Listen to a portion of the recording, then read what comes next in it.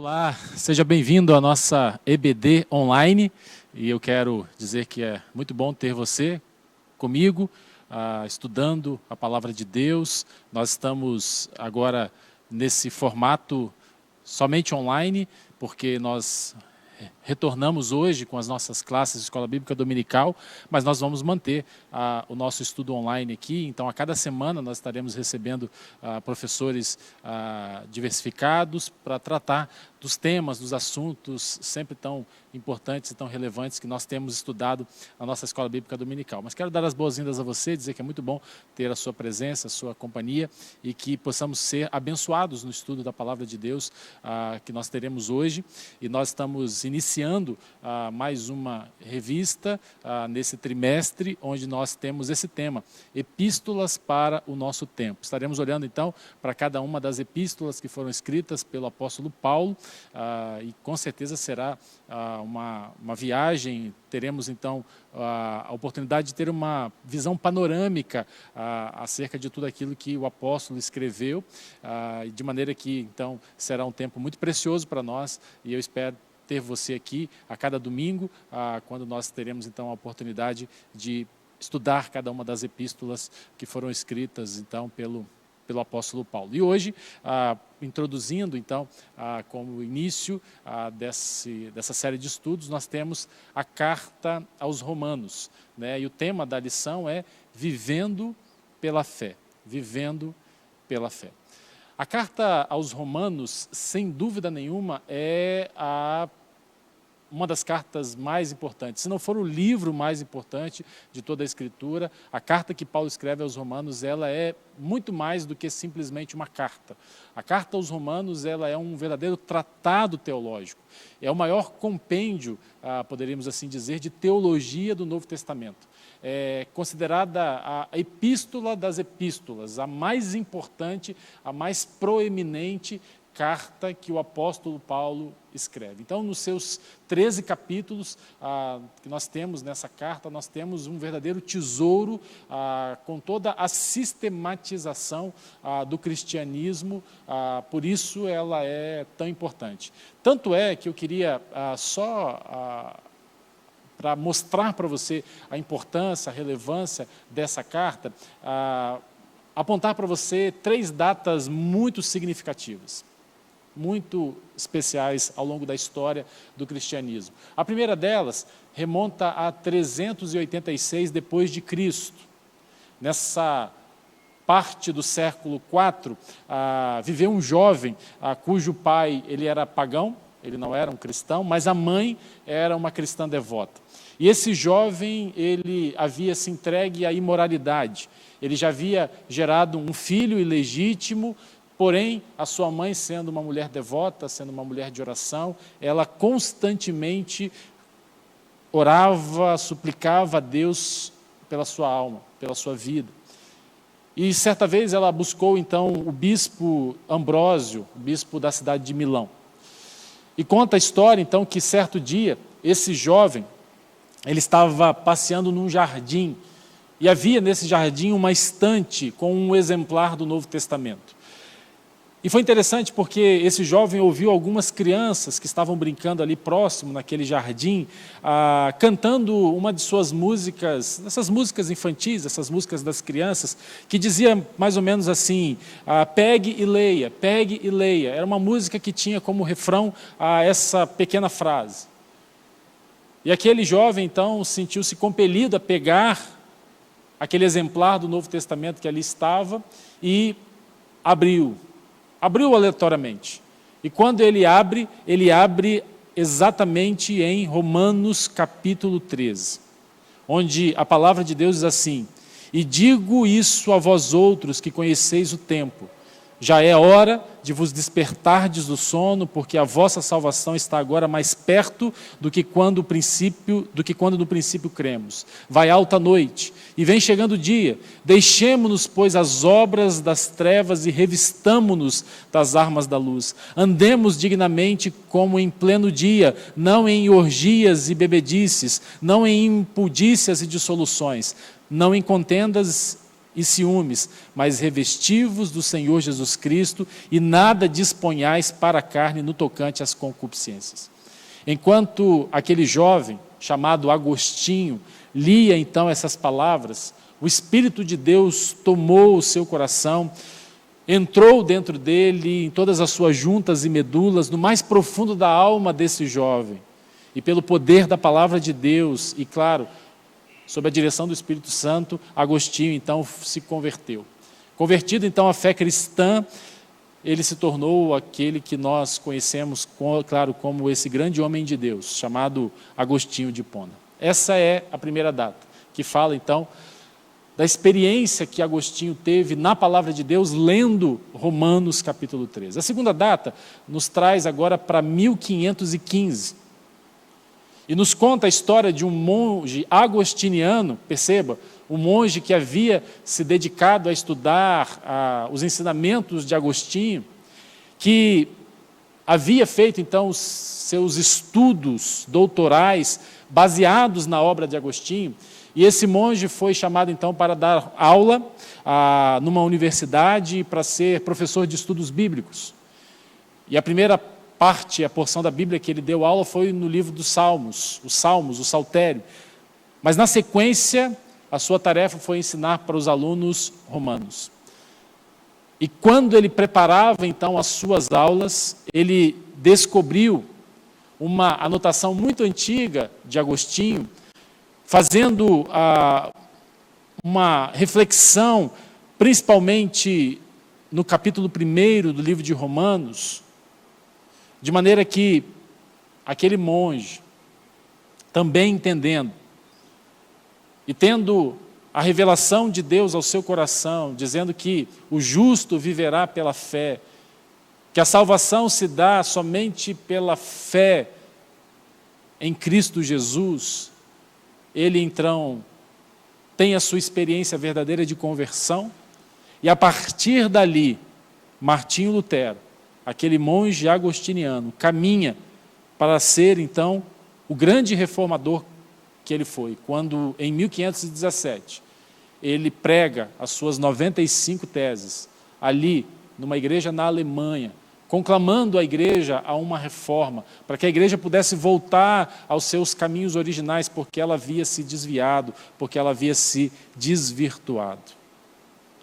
Entendendo aquilo que Paulo escreve em Romanos, falando sobre a doutrina da justificação somente pela fé, que Lutero então se mantém firme contra um mundo inteiro, naquilo que nós conhecemos como a reforma protestante do século XVI. E a última data que eu queria, então 1515, Martinho Lutero, nós temos, e agora 1738, uma outra data também, que nos mostra a história que um jovem, ele já havia sido ordenado ao ministério, na igreja anglicana, ali na Inglaterra.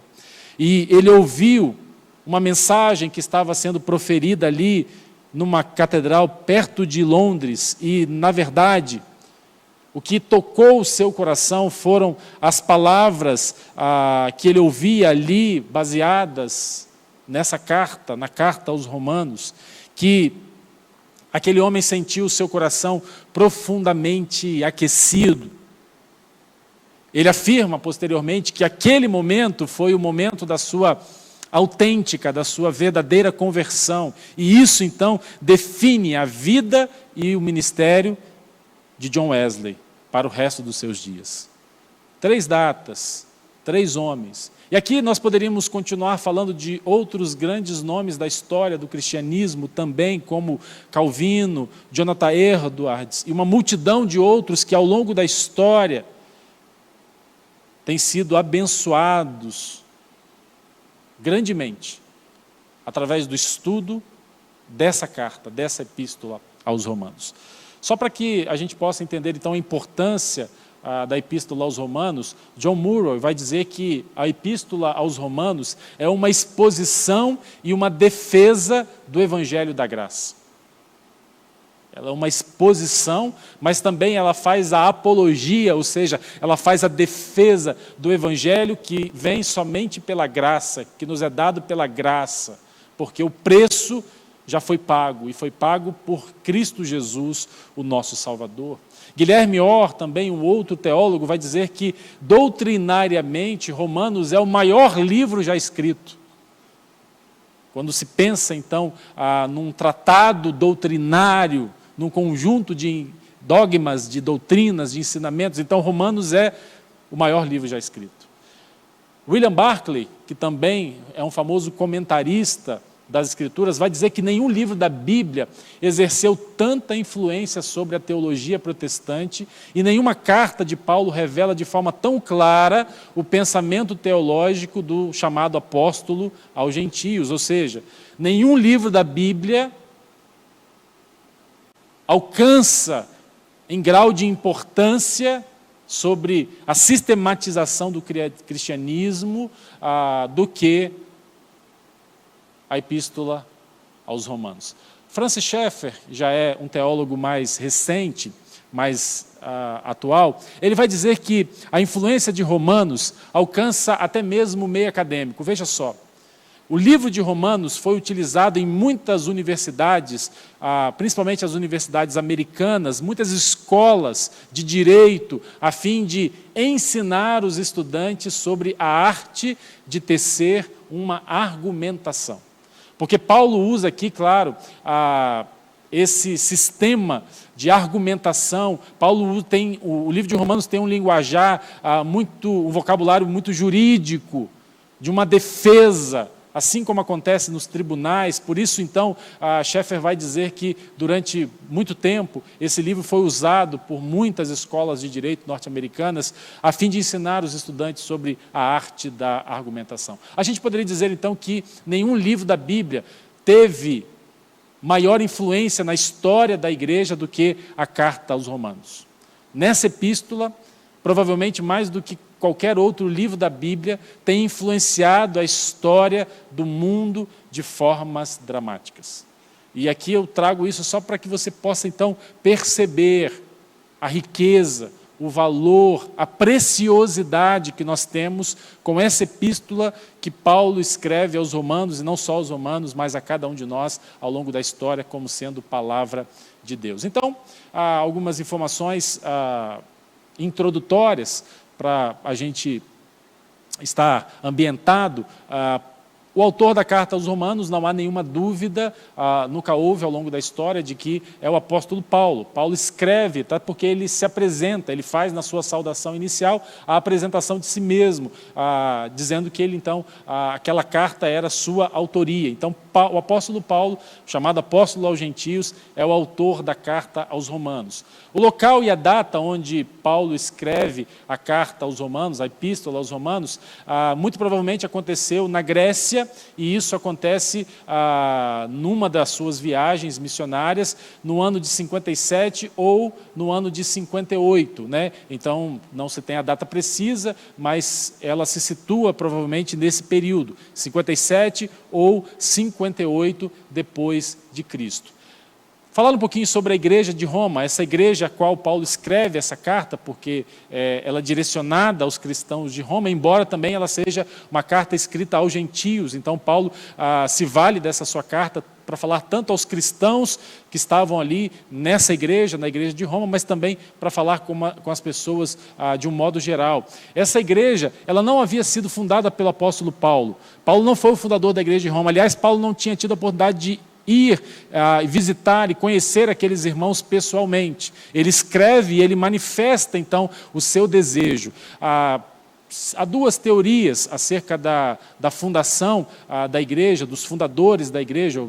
Quem foram os fundadores da igreja em Roma? A primeira diz que foram os judeus que foram espalhados ali no Pentecostes. Você lembra que em Atos capítulo 2 diz que havia judeus que moravam em diversos países, de várias nacionalidades, que estavam ali reunidos, e depois da dispersão que houve, então, alguns desses cristãos judeus convertidos, né, judeus convertidos ao cristianismo, eles então vão para a cidade de Roma e ali eles iniciam aquela igreja, ali eles dão início, originam a igreja de Roma. Essa é a primeira teoria. A segunda teoria, então, a primeira remonta ao Pentecostes, a segunda teoria aponta para que alguns seguidores do apóstolo Paulo, Paulo já havia visitado alguns grandes centros que se comunicavam com a cidade de Roma, como Antioquia, como outros lugares ali importantes e destacados do mundo antigo. Então, essa segunda teoria aponta que cristãos que foram alcançados pelo apóstolo Paulo, que ouviram as pregações de Paulo, a mensagem de Paulo, e se convertendo então ao cristianismo, ao ir para a cidade de Roma, porque, é claro, era uma cidade de rotas comerciais, de transações, de comércio e tudo aquilo que acontecia. Você lembra, havia uma frase daquela época que dizia que todos os caminhos levam a Roma. Roma era a capital do império, na verdade Roma era a capital do mundo daquela época, era uma cidade cosmopolita.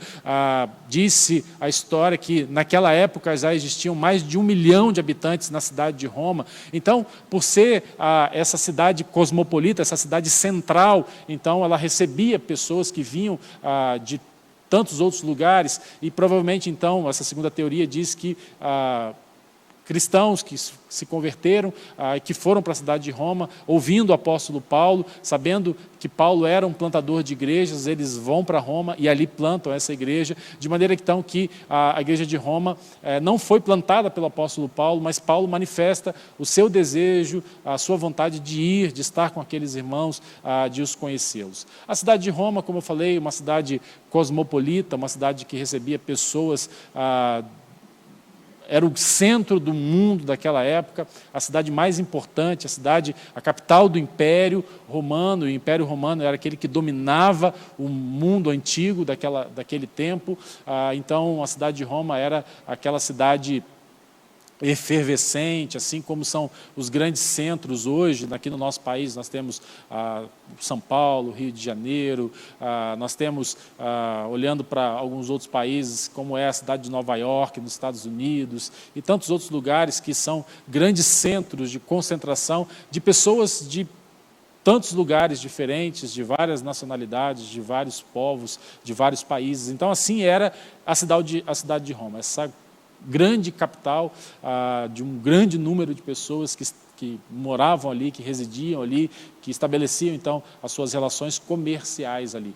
A gente poderia perguntar qual é o propósito da carta, qual o propósito de Paulo escrever essa carta então à igreja de Roma e também aos gentios, porque, como eu disse, ele tem como público não só os cristãos de Roma, mas também os gentios. Paulo escreve Romanos a partir da igreja da capital do império, falando sobre o significado do evangelho.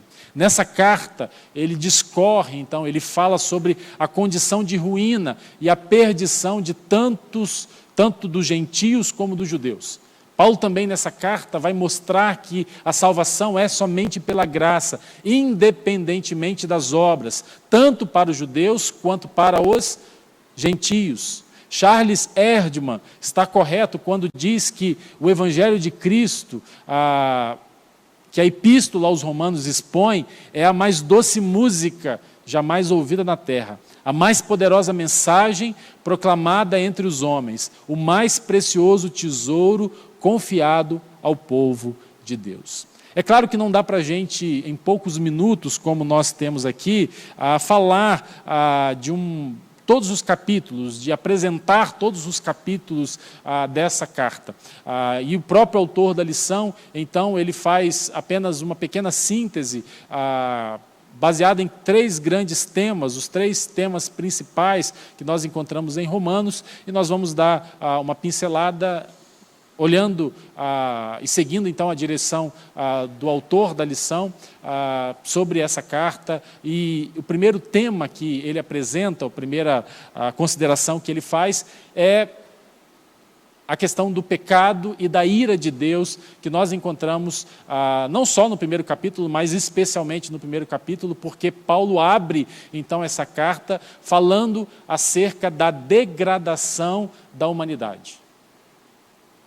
Paulo expõe nessa carta o fato de que a humanidade vai de mal a pior, de que o pecado, de que a injustiça, e claro, Paulo faz isso quando ele olha para as pessoas que estavam ali, que residiam naquela cidade, que viviam naquela cidade. É muito interessante porque quando a gente olha para esse primeiro capítulo de Romanos, a sensação que a gente tem é que Paulo está escrevendo para os nossos dias. Paulo está aqui em 2021, mas não. 2000 anos atrás, Paulo olha então para a sociedade romana e percebe então que ela vai de mal a pior, que ela tem escalado os degraus mais baixos no que diz respeito ao pecado, à iniquidade. Paulo expõe isso. E ele começa dizendo, então, que, em primeiro lugar, Deus entregou à humanidade a concupiscência dos seus corações. Isso está lá no verso 24 e no verso 25. Deus entregou o homem aos seus próprios desejos carnais, e isso fizeram, então, que os homens e as mulheres também desonrassem os seus próprios corpos. A mentira prevaleceu e levou o homem a servir a criatura ao invés do Criador, que é bendito para sempre. Então, Paulo expõe nesse primeiro capítulo a baixeza, e ele vai falar que, nesse sentido, o homem sendo entregue às suas próprias concupiscências, às suas próprias paixões, aos seus próprios desejos, os seus corações se inflamaram e eles perverteram as relações naturais, e os homens passaram a se entregar a outros homens, da mesma maneira que as mulheres, as outras mulheres, e aí nós temos então a prática da homossexualidade sendo, de uma maneira muito clara, condenada pela palavra de Deus, pelo próprio Deus. Paulo vai dizer isso, Paulo vai mostrar então essa situação tão difícil, tão degradante que o ser humano chegou. Esses degraus tão baixos que o ser humano desceu do pecado, na injustiça, na iniquidade. Ele também vai dizer então que Deus abandonou o homem às suas próprias paixões infames. Ele vai dizer isso no verso 26 e 27. O homem então começa a praticar atitudes piores do que animais irracionais. Você sabe que um animal irracional é aquele que age apenas por instinto. Ele não pensa, ele não raciocina. E a gente olha para a humanidade e você vê isso, basta você abrir os jornais, a gente nem lê mais jornal hoje em papel, né? Mas basta você abrir o seu celular, você vai no site de notícias, você liga a televisão para ver o noticiário, e ali você recebe informações sobre a conduta, sobre as práticas, as atitudes às quais os homens têm submetido.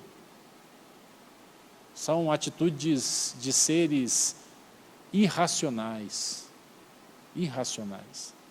Ele vai dizer, homens e mulheres deixaram de lado a natureza, conforme foram criados por Deus, inflamaram-se na homossexualidade e dedicaram a todos os pecados relacionados à sexualidade, ultrajando o seu próprio corpo. E todos nós sabemos, e a Bíblia deixa muito clara, que o nosso corpo ele é templo, ele é habitação do Espírito Santo de Deus. Por isso que a Bíblia diz que nós devemos fugir da imoralidade sexual, porque quem peca sexualmente peca contra o seu próprio corpo, e o nosso corpo, ele hoje é habitação do Espírito Santo de Deus. Então, por isso nós não podemos nos entregar às práticas imorais, por isso nós não devemos ceder aos pecados, aos desejos sexuais.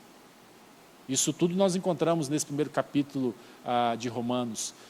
E por conta disso, claro, Deus também entregou os homens aos sentimentos perversos, porque o homem não se importou em conhecer o Criador.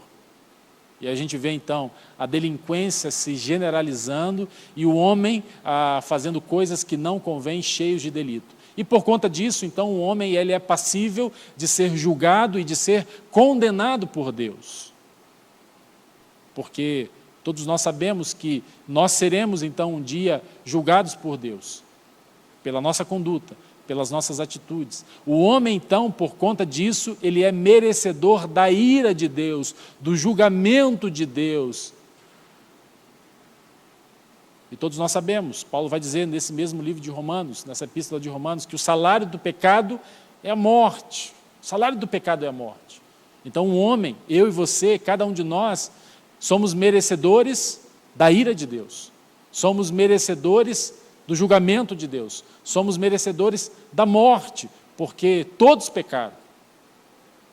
Paulo vai dizer isso. Todos pecaram e foram então destituídos, então foram afastados da glória de Deus.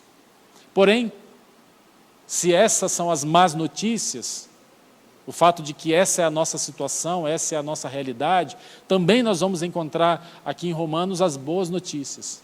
Ou seja, aquilo que Deus fez em nosso favor, aquilo que Deus estabeleceu na vida de cada um de nós. E no capítulo 3, especialmente os versos 23, 24, que compõem então a mensagem central, os versos centrais dessa epístola de Romanos, nós vamos ver então o autor falando sobre a justiça divina, a justificação para o homem, porque a nossa condição está estabelecida no capítulo 1, mas Deus não nos deixou a nossa própria sorte. Deus veio até nós através de Jesus Cristo, para que Cristo pudesse pagar o preço e a culpa dos nossos pecados, de maneira que, pelo sacrifício dele na cruz, nós pudéssemos então ser justificados diante de Deus. E nós vamos encontrar aqui nesse capítulo 3, especialmente no verso 4, a base da justificação. E a justificação é um termo forense, é um termo que é usado nos tribunais. Ou seja, por aquilo que Cristo fez, nós que deveríamos estar sendo julgados e condenados por Deus, nós somos declarados justos. Não pelos nossos méritos, não pelos nossos esforços, não pelas nossas boas obras, ou qualquer outra coisa que a gente ache que possa fazer por nós mesmos. Não, nós somos declarados justos por aquilo que Cristo fez. Por aquilo que Cristo fez. A imagem que nós temos aqui é mais ou menos a seguinte: imagine que você cometeu um erro terrível e que você tem a plena convicção de que você então será culpado, declarado culpado, e por conta disso terá que pagar pelo erro, pelo delito, pela falha que você cometeu. Você é levado ao julgamento. Você é julgado. Mas na hora então de proferir a sentença, alguém se levanta e senta no seu lugar e sofre a condenação por você. Foi exatamente isso que Cristo fez por nós. Nós éramos para estar ali sendo julgados e sendo condenados por Deus. Mas Ele se fez maldição e Ele levou sobre si as nossas dores. O castigo que nos traz a paz estava sobre ele. Por isso, Paulo vai dizer, então, no verso 24, apresentar esse termo que é o termo da justificação. Não só no verso 24, mas ao longo de todo o capítulo, ou seja, aquilo que Cristo fez por nós. Hoje nós somos declarados justos diante de Deus, diante do tribunal de Deus, por aquilo que Cristo fez por nós. Também nós vamos encontrar nesse capítulo, ou seja, aí uma pequena definição, nós não podemos confundir justificação com santificação. A justificação é um ato e a santificação é um processo. Quando nós aceitamos, quando nós recebemos a Jesus Cristo como nosso Senhor e como nosso Salvador, nós somos declarados então justos diante de Deus. É um ato definitivo. Agora, é claro, a santificação, que é aquilo que deve ser a nossa resposta com relação àquilo que Deus fez por nós em Cristo Jesus, através de Cristo Jesus, é buscar a santificação na nossa vida. E a santificação, então, é esse processo que nós estamos envolvidos, esse treinamento de vida que nós estamos envolvidos, essa classe onde nós estamos matriculados e que vai durar toda a vida. Toda a vida.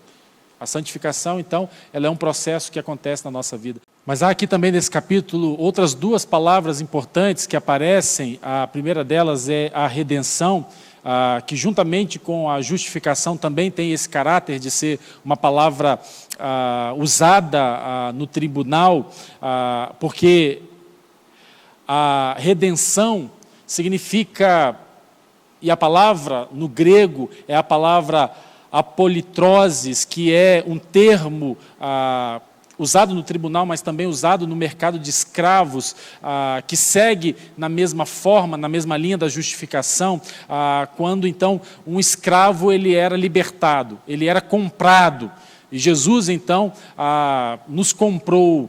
Nós éramos escravos do pecado, estávamos sobre o domínio de Satanás, mas agora, por aquilo que ele fez, pelo seu sacrifício na cruz, nós fomos redimidos, nós fomos comprados e agora somos propriedade de Jesus Cristo. E o terceiro termo que aparece aqui nesse capítulo é o termo propiciação, né? A propiciação significa o ato de misericórdia, o ato propiciatório. Então tem a ideia, aplacar a ira de Deus por aquilo que Cristo fez, o seu sacrifício ali na cruz do Calvário. A ira de Deus foi aplacada, a ira de Deus foi tirada de sobre nós. Deus não nos olha mais agora como um Deus irado, e sendo um Deus justo, o que ele deveria fazer é executar a justiça. E isso é o que significa a ira de Deus, mas a propiciação nos diz então que pelo sacrifício de Cristo, a ira de Deus então foi aplacada nas nossas vidas. Nós encontramos então esses termos tão belos, tão ricos, tão importantes para nós nesse terceiro capítulo de Romanos. E por último, ele vai falar que então a resposta nossa a isso, aquilo que nós devemos fazer, primeiro considerando o nosso estado original, a nossa situação tão difícil, tão irreversível por nós mesmos, olhando por aquilo que a obra de Deus em nos salvar, em nos redimir, em nos justificar, a propiciação que foi feita por Cristo, por nós ali na cruz do Calvário, deve ser, em terceiro lugar, deve nos levar à busca da santidade de vida. E no capítulo 8, então, Paulo vai estabelecer isso, e Paulo então usa no verso 1 o termo agora pois, ou seja, diante de tudo isso que ele havia considerado nesses 8 ou 7 primeiros capítulos, tudo aquilo que ele já havia exposto até então, Paulo chama a atenção sobre tudo aquilo que ele tem falado sobre a redenção que é nossa em Jesus Cristo, e conclui então que diante disso agora já não há mais condenação sobre as nossas vidas. Ele não está querendo dizer, claro, com isso, que Deus nunca vai julgar o mundo, mas especialmente um final de condenação e em particular para um grupo designado. E a partir disso nós devemos então buscar uma vida de santificação, uma vida de santidade, de viver de acordo com os propósitos de Deus, alinhado aos padrões que Deus tem estabelecido para as nossas vidas. Buscar uma vida onde nós vamos pecando cada vez menos, onde hoje eu peco menos do que eu pequei ontem, e assim sucessivamente. Porque nós sabemos, Paulo, nesse capítulo 8 de Romanos, ele vai dizer que Deus, então, tem um trabalho, e o trabalho de Deus nas nossas vidas é nos transformar conforme a imagem e semelhança de Jesus Cristo, que é o primogênito entre muitos irmãos. Fechando, então, dentro dessa pequena exposição, dessa pequena síntese, pelo menos desses 3 capítulos, ou seja, capítulo 1, capítulo 3 e capítulo 8, nós temos aí na lição para pensar em agir. Em primeiro lugar, quando nós olhamos a natureza, a sua beleza e grandiosidade, vemos que toda a criação aponta para o Criador. Porque o ser humano precisa adorar a criatura, aves, animais e objetos criados em lugar do Criador. Por quê? É interessante nós pensarmos e considerarmos que o ser humano é um ser que foi feito, que foi programado para adorar alguma coisa, alguém ou alguma coisa. Mas quando o homem se rebelou contra Deus, ele então passou a adorar criaturas, em vez de adorar o Criador. E quando acontece assim, Deus permite o homem seguir o seu caminho, entregando-o à própria sorte. O homem escolheu o caminho da rebelião. O homem escolheu o caminho distante de Deus, para longe de Deus. E como foi uma escolha do homem, Deus permitiu então o homem seguir o seu caminho, entregando então a sua própria sorte. Em segundo lugar, pense e reflita sobre a situação da permissividade que aflora na nossa sociedade, como a homossexualidade, o adultério, os crimes. Pela palavra que estudamos, tudo isso é consequência do afastamento de Deus. Mas Jesus é a justiça de Deus para todo aquele que busca socorro e salvação. E isso se alcança somente pela fé. Não há nada em nós, não é pelas obras, não é por nenhum ato de justiça que eu possa cometer, mas for aquilo que Cristo fez por mim, por aquilo que Deus fez em Jesus, através de Jesus. Por isso que Paulo vai dizer lá em Efésios, uma outra carta também tão importante, tão relevante, que a salvação se dá pela fé, e ela é de graça. Ela não vem das obras para que ninguém possa se gloriar de ser salvo, de alcançar a salvação pelos seus próprios méritos. E aí, quando nós olhamos hoje para a nossa sociedade, a gente vê então que isso tem aflorado diante de nós. A homossexualidade, o adultério, os crimes. E cada vez mais a humanidade tem caminhado a passos largos para a destruição, com práticas iníquas, com práticas pecaminosas cada vez mais deploráveis. Hoje, um pouco antes de estarmos aqui conversando sobre esse assunto, eu lia um site de notícias que falava de uma relação incestuosa, consentida, de um pai com uma filha e o marido da filha.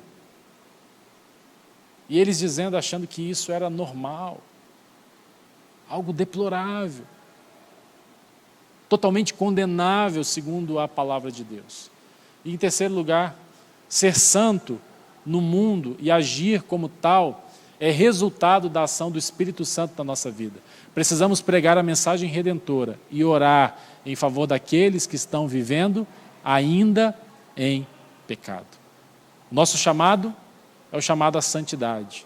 Nós que fomos alcançados pela maravilhosa graça, nós, a qual agora nenhuma condenação há, nós que entendemos, então, aquilo que Cristo fez por nós na cruz e entregamos a nossa vida a Jesus, somos chamados agora a uma vida de santidade, sendo guiados, sendo orientado pelo Espírito Santo de Deus. Porque Paulo também vai dizer, agora já não sou eu quem vive, mas Cristo vive em mim. E o chamado que nós recebemos é o chamado de pregar essa mensagem redentora. E também, claro, orar em favor daqueles que estão vivendo ainda em pecado. Espero que Deus abençoe ricamente a sua vida. Próximo domingo, nós estaremos juntos para mais uma lição, para a segunda lição, olhando para a primeira carta que Paulo escreve aos Coríntios, e eu aguardo você, e eu espero você, para que juntos possamos crescer no conhecimento, na graça, na palavra de Deus, a palavra que é vida para todos nós. E que Deus abençoe ricamente a sua vida.